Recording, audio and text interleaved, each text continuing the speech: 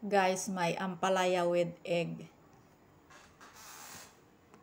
So yummy. Ayan, hiwain yung ampalaya. Ganito lang naman ako magluto ng ampalaya, guys. Tanggalin yung buto gamit ng kutsara.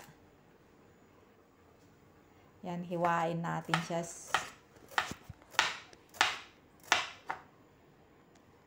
Then, lagay sa lagyan ng salt. I-massage natin siya.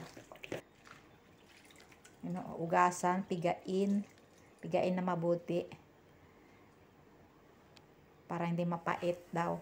Ayan, magluluto na ako ng yung egg. Hanguin natin. Tapos yung garlic fry, lagayin si ampalaya. Lagyan ng salt.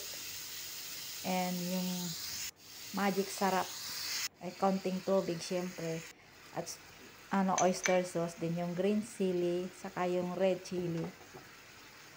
At tapos yung egg, paghalo-haloin hanggang sa maluto yung ampalaya. As in super yummy. Yan, luto na guys. Ready to eat na. Diba yan, oh? So yummy, yummy.